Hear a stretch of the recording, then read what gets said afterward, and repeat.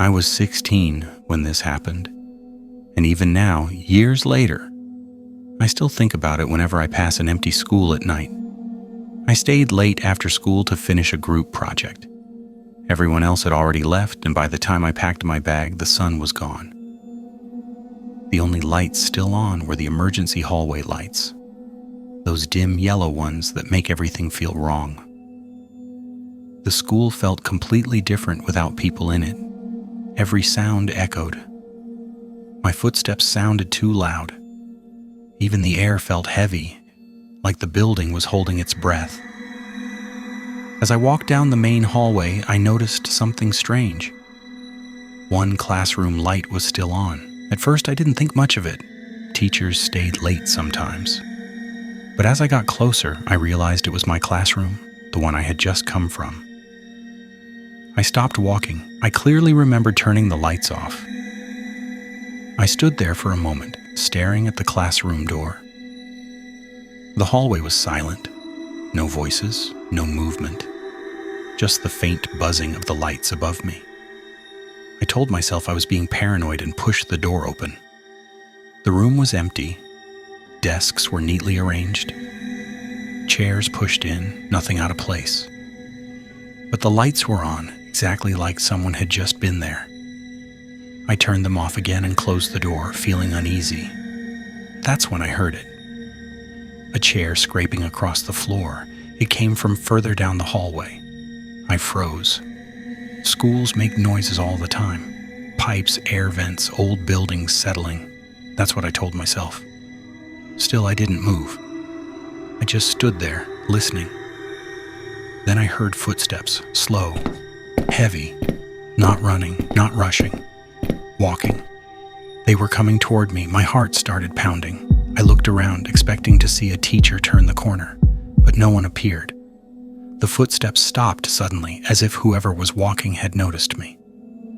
The silence that followed was worse. I whispered, "Hello?" No answer. Instead, a classroom door down the hall slowly creaked open. I couldn't see inside it from where I was standing, but I could see the darkness spilling out into the hallway like it was swallowing the light. I didn't wait anymore. I turned and walked, then ran toward the exit. As I reached the main doors, I heard footsteps again, this time behind me, much closer. I didn't look back. I slammed into the doors, pushed them open, and ran outside into the cold night air. I didn't stop until I reached my car. My hands were shaking so badly I could barely get the keys in. When I finally looked up, I felt my stomach drop. Through the glass doors of the school, I could see the hallway lights flickering, and standing there, right in the middle of the hallway, was a silhouette. It didn't move. It didn't wave or chase me. It just stood there, watching. I drove home as fast as I could. The next day, I told a teacher what happened. She looked confused and told me something that made my blood run cold. No one was allowed to stay late in the building that night. Not teachers, not staff. No one. The school cameras were checked. They showed me leaving the building in a panic. But the hallway behind me, empty. No footsteps, no silhouette, no classroom lights turning on, just me, running from nothing, or at least that's what they told me.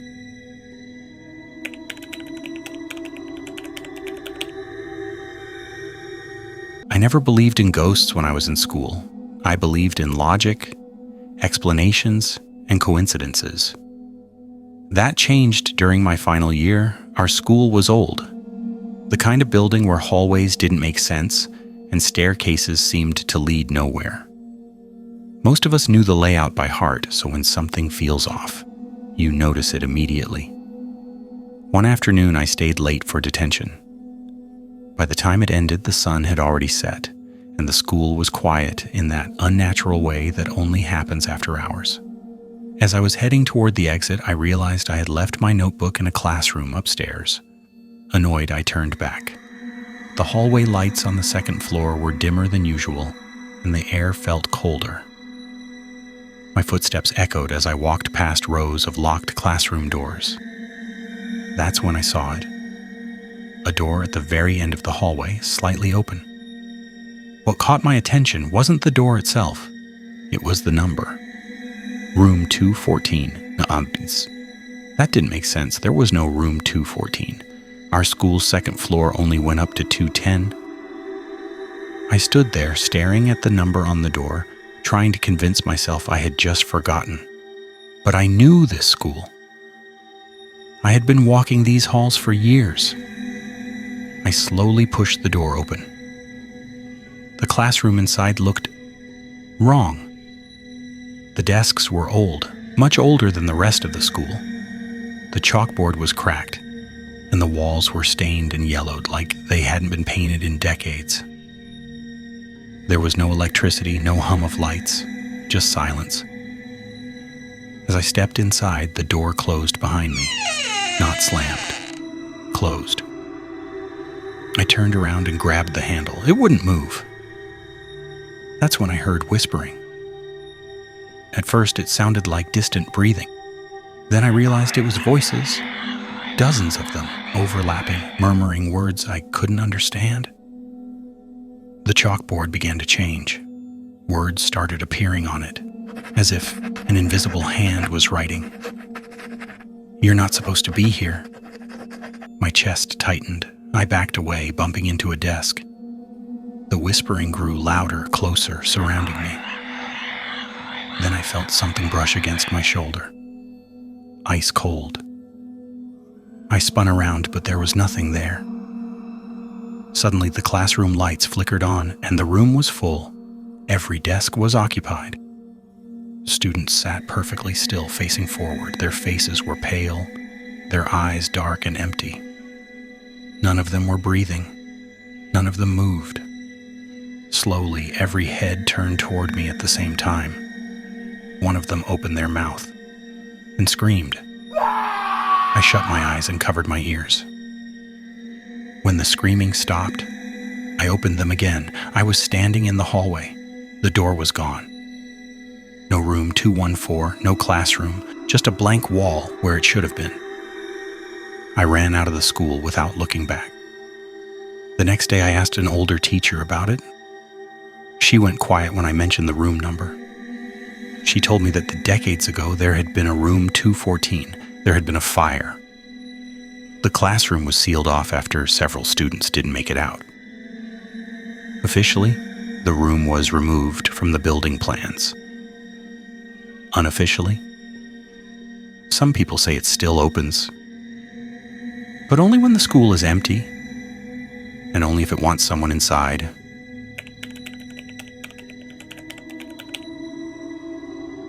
I've never told this story publicly before because every time I do, people ask the same question. Why didn't you go back for him? The truth is, whatever we saw in that school wasn't done with us yet. It happened when my friend Daniel and I were 17. We had stayed late after a basketball game, messing around and waiting for our parents to pick us up.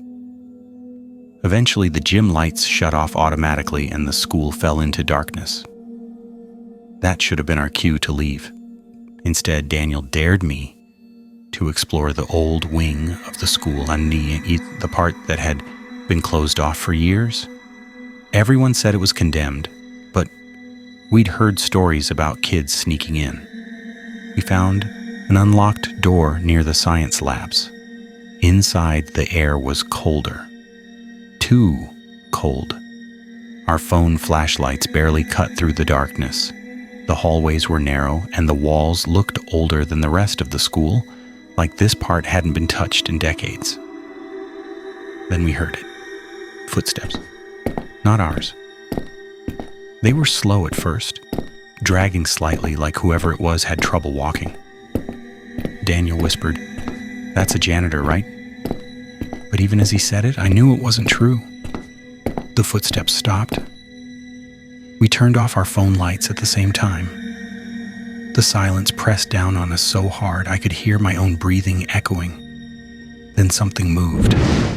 Fast. The footsteps came rushing toward us from the darkness, heavy, uneven, impossibly loud. "Run!"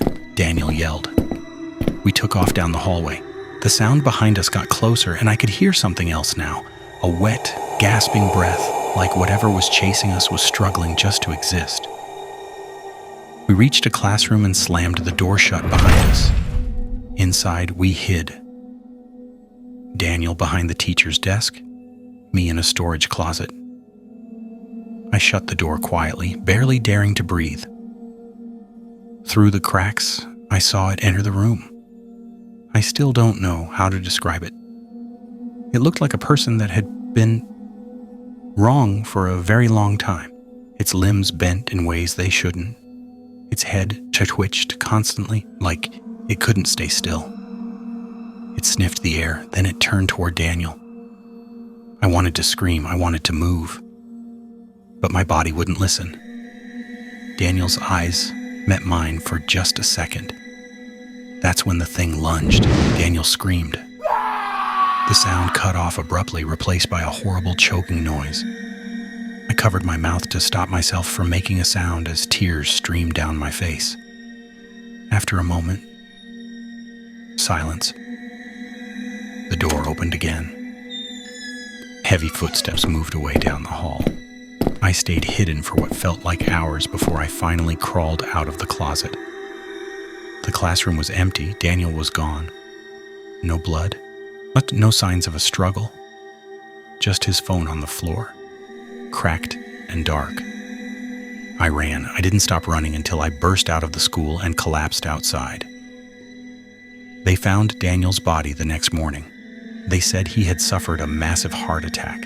17 years old, no injuries, no explanation. But here's the part that still wakes me up at night. When I went back to the school days later to get my things, I checked the storage closet. Carved deep into the inside of the door, where I hadn't noticed before, were words scratched into the wood. It saw you too. I don't go near empty schools anymore, because whatever killed my friend let me live. 3 different schools, 3 different nights, different people, different stories. But the same thing is something that appears when no one is supposed to be there. If these places were empty, then explain why someone was always watching.